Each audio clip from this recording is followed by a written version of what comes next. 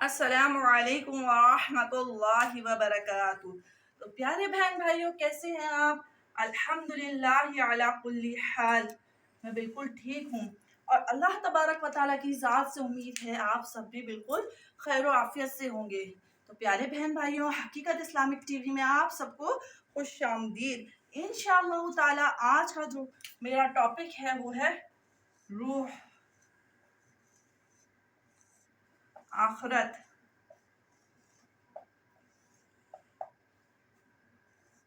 موت۔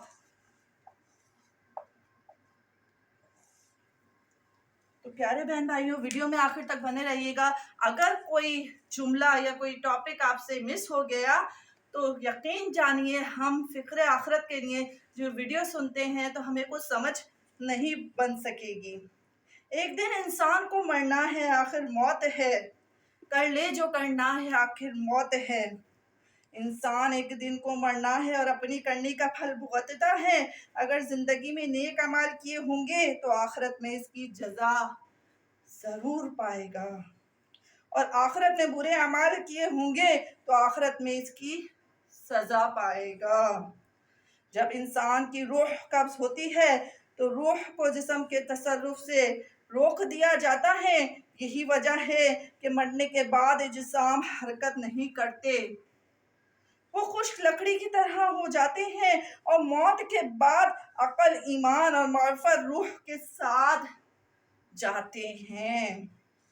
البتہ موت کے بعد روح کا اپنے جسم سے تعلق باقی رہتا ہے، اور نیند بھی ایک قسم کی موت ہے۔ تو پیارے بہن بھائیوں، جیسا کہ آپ لوگ جانتے ہیں کہ ایک دن مرنا ہے، اور جب موت آتی ہے نا تو انسان کو ایک آن بھی یقین کیجئے موقع نہیں دیا جاتا۔ لہٰذا جب انسان سو جاتا ہے تو اس کی روح عالم ملکوت میں چلی جاتی ہے، اور مردہ انسان کی روح سے ملاقات کرتی ہے، اور زندہ و مردہ کی روحوں کا آپس میں ملاقات کرنا ثابت ہے۔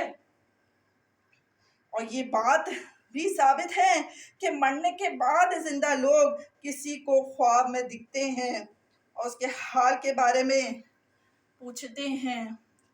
تو پیارے بہن بھائیوں، آپ لوگوں نے جیسا سنا ہوگا کہ کسی کا انتقال ہو جاتا ہے تو آپس میں پوچھتے ہیں رشتہ دار کہ آپ کو میرا عزیز خواب میں آیا، اور یقیناً خاندان کے کسی نہ کسی عزیز کے خواب میں وہ مردہ آتا ہے۔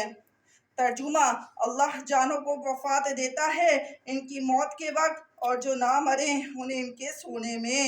پھر جس پر موت کا حکم فرما دیا اسے روک رکھتا ہے اور دوسری ایک میعاد مقرر تک چھوڑ دیتا ہے۔ بے شک اس میں ضرور نشانیاں ہیں سوچنے والوں کی۔ تو پیارے بہن بھائیوں، یہ یاد رکھیے گا، جیسے اعمال دنیا میں ہم نے کی ہوں گے ویسی ہی جزا اور سزا ہماری جو ہے وہ جسم کو ملے گی، ہماری روح کو ملے گی۔ ویسی ہی جزا اور سزا کا مالک جو ہے وہ اللہ تبارک و تعالیٰ ہے۔ اس آیت مبارکہ کی تفسیر میں حضرت سیدنا عبداللہ بن عباس رضی اللہ تعالیٰ عنہ فرماتے ہیں، مجھے معلوم ہوا کہ زندہ اور مردہ لوگوں کو روحیں خواب میں ایک دوسرے سے ملاقات کرتی اور سوالات کرتی ہیں۔ بس مردوں کی ارواح کو اللہ تعالیٰ روک لیتا ہے اور زندہ کی ارواح کو ان کے اجسام میں لوٹا دیتا ہے۔ تو پیارے بہن بھائیوں، امید ہے آپ کو ویڈیو پسند آئی ہوگی۔ ایسے ہی چھوٹے چھوٹے کلپس دیکھنے کے لیے، دین کی معلومات جاننے کے لیے نیچے ہی سبسکرائب کا بٹن ہے، حقیقت اسلامک ٹی وی کو سبسکرائب کیجئے اور اپنی اس بہن کا ساتھ دیجئے۔ انشاءاللہ تعالی ہم اپنی بھی اصلاح کی کوشش کریں گے اور دوسروں کی بھی اصلاح کی کوشش کریں گے۔ السلام علیکم ورحمۃ اللہ وبرکاتہ۔